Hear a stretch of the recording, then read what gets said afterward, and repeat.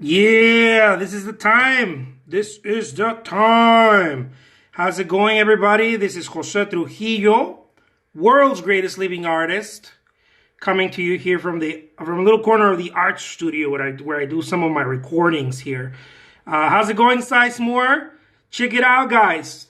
I'm gonna be talking a little bit about Gustav Klimt, The Kiss. The Kiss. So this is my take on The Kiss, guys. This is not by any means, this is not an academic viewpoint. This is not a scholar talking about The Kiss. This is not a artsy-fartsy, I read too many books on art talking about The Kiss, talking about Klimt. This is an artist, okay? I'm an artist. I'm a working artist. I do this for a living, and every now and then I want to record a little bit of one of those little videos for you guys talking about my take on some of these paintings. What do they mean as an artist, right? What is it that they bring to the table as artists? This is probably one of the most one of the most famous, especially now amongst all hipsters. They look like flower children, like flower. What are these called? Flower childs from the 60s. I love this painting. Who doesn't, right? This is one of the most badass paintings that Gustav Klimt painted. He painted so many good things. But again, this is not a scholar talking about artwork. This is not one of those. One of those high-end, I know everything about this painting. I don't. This is just an artist's point of view of The Kiss, okay, of Kiss from Gustav Klimt. It's actually called The Kiss. So, Gustav Klimt is a super, super awesome artist, as many of you know. Those of you who don't know, if he's super awesome, I think he's from Austria, if I'm not mistaken, Vienna. This painting is called The Kiss, of course, as I mentioned already about 10 times. The painter is a symbolist painter, okay? So he comes from that movement, I guess. Maybe he even helped mold it, or maybe even pioneered it. We can even say the Art Nouveau movement. This painting was created in 1907, it's believed. It took him about a year. I hardly doubt it took him a year to do. 1907 to between 1907 and 1908. Okay, it's oil paint, and all this gold, all that glitters is gold. It's actually gold leafing. Okay, why? He was very dramatic that way.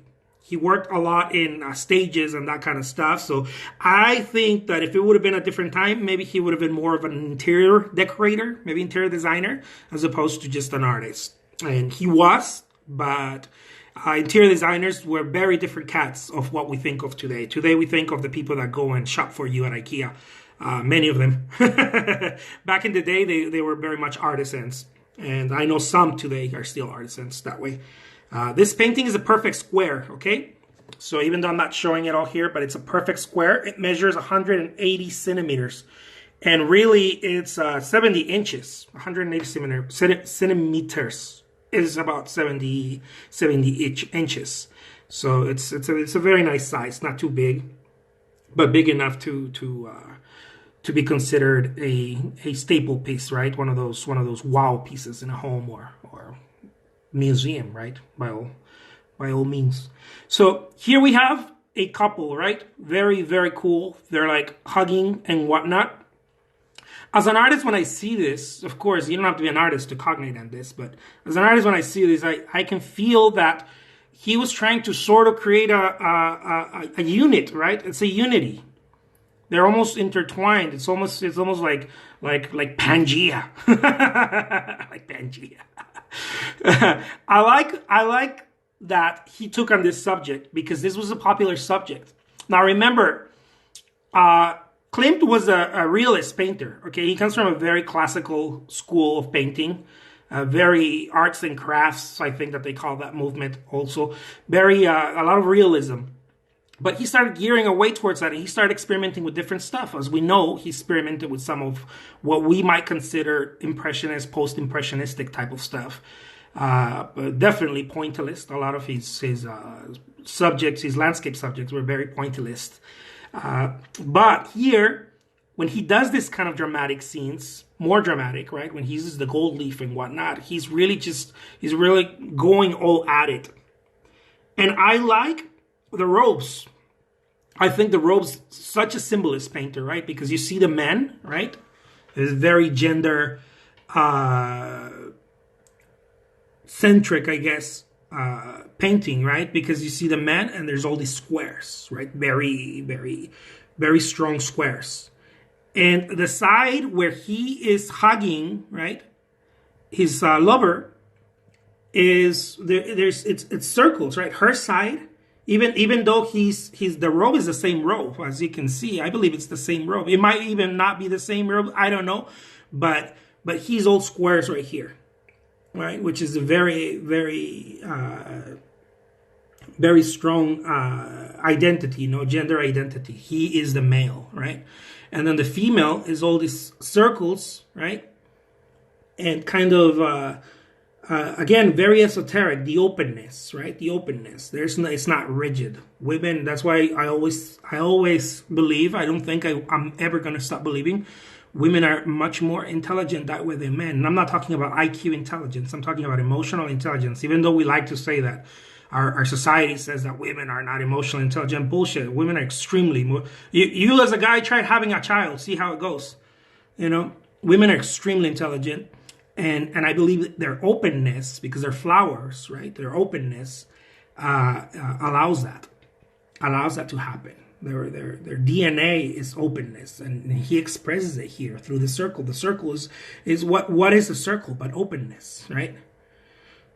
I love that. It's expansive too. A circle is expansive. Yeah, square, that's as far as you go, right? And I'm not trying to bash on us guys. I'm just saying that we have our own strengths. But being open is not necessarily one of them. And I love how they're hugging, because he's extremely, even though he's the male here, it's very strong. Look at the jaw right here, the nose and everything. He's sort of it's almost like it's a caress, definitely, but it's not dominated like you see in the Roman, right? Because this is a very old old as time, right? Theme, the kiss. We saw Rodin's sculpture of the kiss, and it's much more intimate in the sense of more sexier, I guess. Let's call it that, for lack of better words. So the intimacy on that on Rodin's sculpture is completely different than here. Here it's almost, they could almost be, they're so in love that I believe this is either a pre-intimacy or post-intimacy, which makes it even more romantic, right? The pre-intimacy and the post-intimacy stage in a relationship is extremely romantic. The pre, why? Because you haven't met yet, right? And the post is because you've gone through the sexual desires, and now you're looking, straight at the person for who they are, in a much more clear way, I believe. So I think this is way awesome, the way he did that, and how she's clinging on him. I love this part of the. Excuse me, my big finger. I should probably use a pen. I love how she's holding him here, right? This part right here. And right here, it's almost like a scratch. Not a scratch, but it's almost like a clinging, right? But it's not a needy thing. It's not like, oh my God, it's not a needy thing, which it's very common in certain art pieces, especially when they're just trying to create some theme without going deeper into it. It's not a please love me. It's almost like she opened up herself. He's above, right? And she's the flower. She's opening up. He's holding the face almost like like you would do a child, if you know, if you would do a grandma, right? A very clean, beautiful gesture right here. If this was probably done somewhere else, this hand would probably be somewhere else. This hand would, and this one would be in second base. But no, it's a very extremely clean, extremely, and yet, you know, and yet very intimate, very, very intimate. I love how she's closing her eyes and kind of elevating her chin towards him. It's a very cool painting, and the vastness around it, right? It's almost like, it's like stars, right? It's almost like stars. There's this grass right here, which is very almost Celtic, I think. And then there's the stars. I mean, I'm sure he wasn't, I don't know, I'm not sure, but I would guess he wasn't thinking, oh, I'm going to put stars around there, like with, you know, gold leaf and whatnot. But it's almost that way, right? It's almost like they're lost in they're their own universe. Let's put it that way, right? I love this unity right here because it's intertwined. And this robe is not really covering them both necessarily. It's just to create the more of a something that gets lost and becomes one, right? They're no longer two. The only reason we have to really look harder to find two images, right? If it wasn't for the faces, he did that a lot. He did it very well when he painted different subjects also that have to do with drama and you know, like opera houses and stuff like that. So I really enjoy it. I dig it. I love how they're both kneeling also. I think that just adds a more I don't know if he's kneeling completely. I think he's in one knee. I would based on the proportions, I would suggest that this is his knee right here. That his knee's not down here, but this is his knee. Like his knee would be somewhere around here. The other leg is kneeled. You know, what would be his left leg, which is down here, that would be kneeled. That would be on the ground. But this one, it's almost like the feet would be right here. From an artistic point of view, from the based on the proportions, right? If you measure the head and you see the proportions, I think that the knee would be around here, which is very cool. It's almost like she's giving in completely, again, that symbolism of the woman, right, being open. Such a beautiful symbolism painting.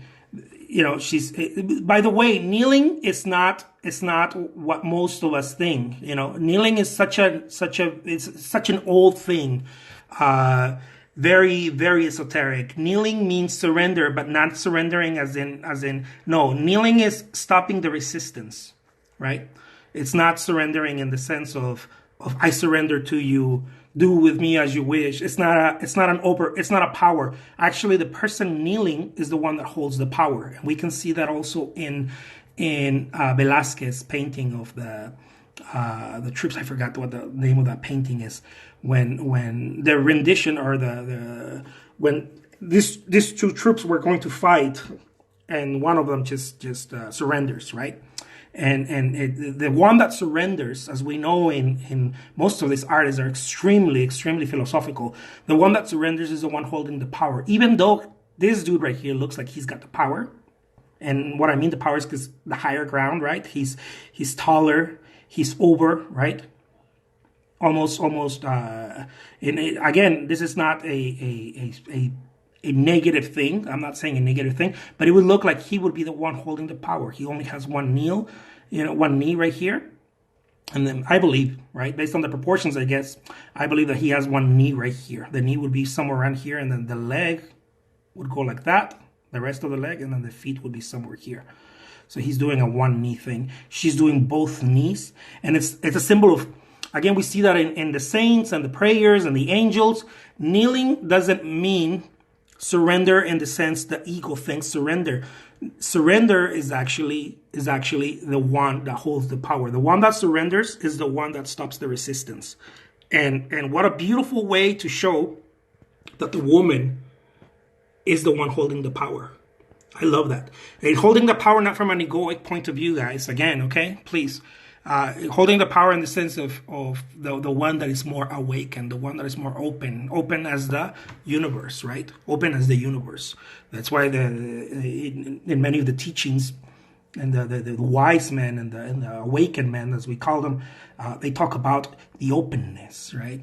They are, like right here, it almost looks like they are their own. This is the openness, right? And she's a symbol of that. She's a symbol of this openness without being too explicit. I mean, he's a symbolist. So, of course, he was going to paint a woman in I don't know much about how he felt, right? But I think many artists, especially when they created, except for Picasso, we know Picasso was like a douchebag when it came to women. But I love his artwork, but we know that, come on. But the way that this painting is created, for me, it seems like a very high representation of the woman, right? I know that the man seems to overpower the situation here, but the woman is just, it's unbelievable represented. She's painted as many traditions have blessed holy mothers, right? And it's almost nature itself, right? Nature itself, nature being open. You know, this has the veil of it could be any of the holy mothers from any tradition, right? The veil, the Virgin Mary, let's put it that way, right? And without going into the religious aspect, because if you start going to the religious aspect, you're like, oh no, anathema, that's horrible. You can't say that. No, come on. Let's grow up a little bit. This is different. This guy's going deep in there. This guy's going deep, so deep that every time we see it, whether you know about this or not, you know, whether you agree with what I'm talking about or not, there's a breath of fresh air that goes, you know, in our hearts when we see something like this. We've been in a situation, or we cherish, you know, we long for a moment, whether it's your loved one or your true self, right? Your true self, where it's almost it could also, for me, it could also represent the male, right? Male aspect, symbolizing the egoic, both male and women, embracing the openness of the universe, right? You know, allowing life to be. Anyways, guys, I don't want to make this too long. Again, this is The Kiss by Gustav Klimt, and this is my take on it. This is my super awesome take on Gustav Klimt, The Kiss. Guys, if you like it, give me some hearts. If you enjoy this, if you want me to do some more, if you have an idea of a painting that you want me to maybe express a little bit of what I feel about it, how I think about it as an artist, let me know.